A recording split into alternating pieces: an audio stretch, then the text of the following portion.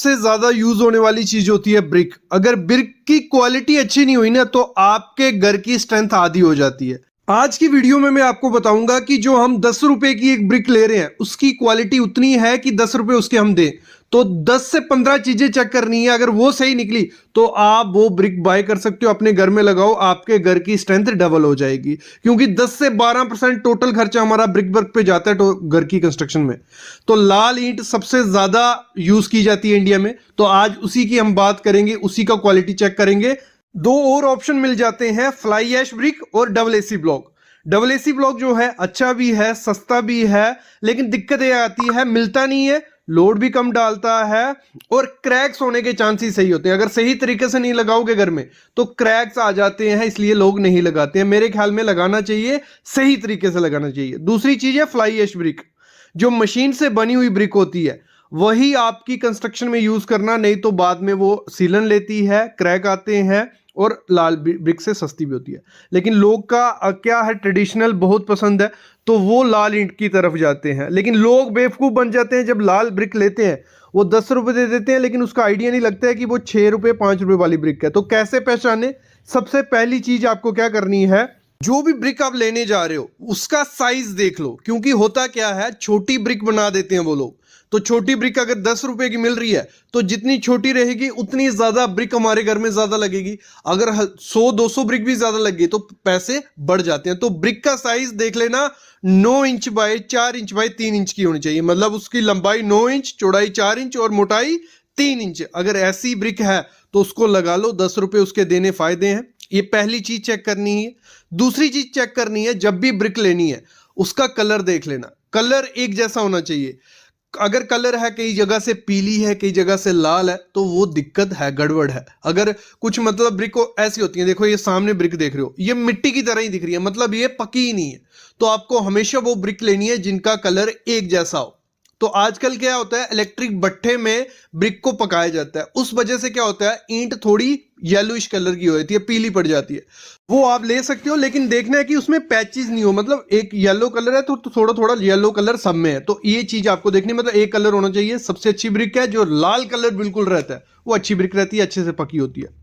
दूसरी चीज आपको देखनी है, जब भी वो आपको लेनी है उसमें कोई होल नहीं होना चाहिए। जो ब्रिक रहेगी ना पूरी साफ सुथरी रहनी चाहिए। मतलब देखो एक ब्रिक को देख के तो पता नहीं चलेगा, 10 ब्रिक ले ली, 10 ब्रिक में देखा कहीं बीच में पत्थर तो नहीं है, छोटा सा क्रैक तो नहीं है, टूटी तो नहीं है। तो ये चीजें देखनी है। अगर ऐसा कुछ दिख रहा है तो ब्रिक अच्छी है।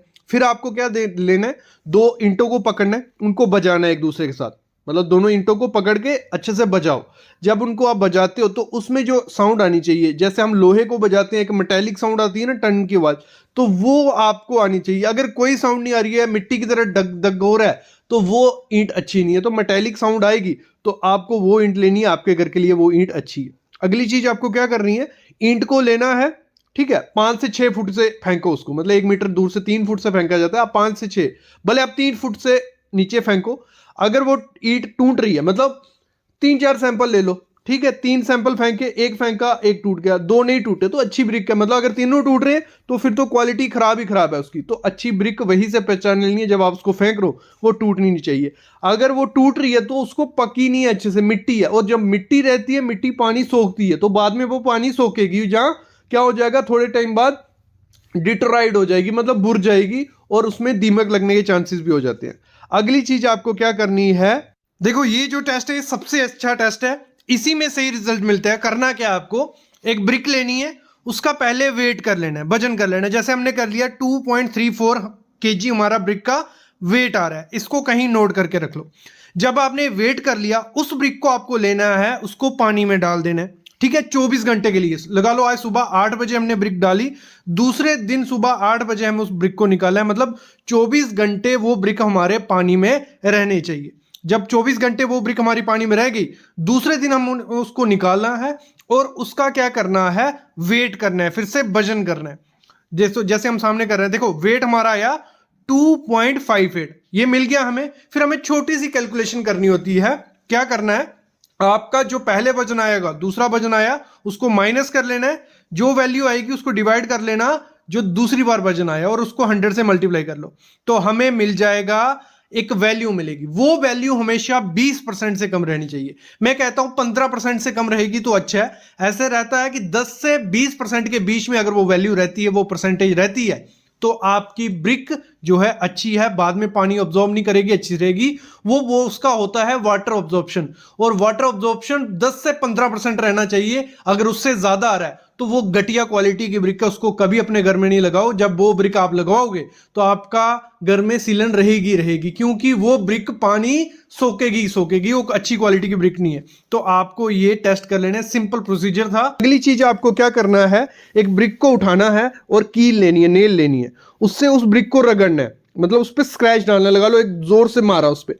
अगर वो स्क्रैच काफी गहरा पड़ रहा है, ज्यादा पड़ रहा है, तो वो अच्छी क्वालिटी की नहीं है, ब्रिक पकी नहीं है। ब्रिक की क्वालिटी कहां से पता चलती है हमें? हमें पता चलती है वो अच्छे से अगर पकी हो तो वो अच्छी ब्रिक है, नहीं तो दिक्कत आती है। तो स्क्रैच देख लेना लगा के, ठीक है। ब्रिक को लेना है, उसको तोड़ना है, मतलब जो कांडी आती है उससे तोड़ना है। जहां से आप तोड़ोगे अगर वहीं से वो टूट रही है तो अच्छी क्वालिटी की ब्रिक है, अच्छे से पकी हुई है वो। अगर आप उसको तोड़ रहे हो और कहीं से वो अलग तरीके से टूट रही है, मतलब लगा लो आपने उसको बीच से काटा, तो बीच से ही कटनी चाहिए। अगर थर्ड पोर्शन से काटा तो थर्ड पोर्शन ही कटना चाहिए। अगर कहीं से भी टूट रही है तो वो अच्छे से पकी नहीं है, वो खराब क्वालिटी की ब्रिक है, 10 रुपए देने का कोई फायदा नहीं है। जब भी ब्रिक लेनी है फ्रॉग चेक कर लेना है। अब फ्रॉग क्या है? ये जो ब्रिक होती है, जहां पे आपने देखा ना एक खड्डा सा पड़ा होता है जहां नाम लिखा होता है, कुछ जो कंपनी बना रही है उसको, तो वो फ्रॉग होना चाहिए। और बिल्कुल छोटा फ्रॉग होगा वो ब्रिक कभी नहीं लेना। जितना ज्यादा बड़ा फ्रॉग होगा, मतलब लंबाई में बड़ा हो, ठीक है, कोई दिक्कत नहीं है, और गहराई 10 से 12 mm उसकी गहराई होनी चाहिए, तो वो फ्रॉग आप जब लोगे तो उसमें बॉन्ड अच्छे से बनती है। और अर्थ के एक प्रूफ ब्रिक उसको बोल सकते हैं हम, कि जब आप उसको लगाओगे बीच में जो प्लास्टर उसके भरेगा, दूसरी ब्रिक को पकड़ेगा, तो वो अच्छे से बॉन्ड बनती है। तो जितना बड़ा वो रहेगा, जितना बड़ा बड़ा नाम लिखा रहता है, तो उतना ज्यादा रिब्स होती हैं, तो वो फ्रॉग अच्छा होता है, तो वो ब्रिक आपको लेना है। फिर ये हो गया। फिर अगली चीज होती है ब्रिक लगाने का तरीका, मतलब जितनी भी अच्छी क्वालिटी की ब्रिक ले लो, लगा लो, ये सब चीजें आपने देख ली, उस ब्रिक में सब अच्छी हैं, लेकिन अगर आपने उसको पानी नहीं पिलाया, अभी ये पानी पिलाना क्या हो गया? पानी इसलिए पिलाना है, देखो जब ब्रिक वर्क करने वाले होते हैं, ब्रिक हम लगाने वाले होते हैं, तो हम उसके बीच में मोटार, सैंड और सीमेंट का मोटार बनाया होता है, उससे ही वो ब्रिक चिपकती है।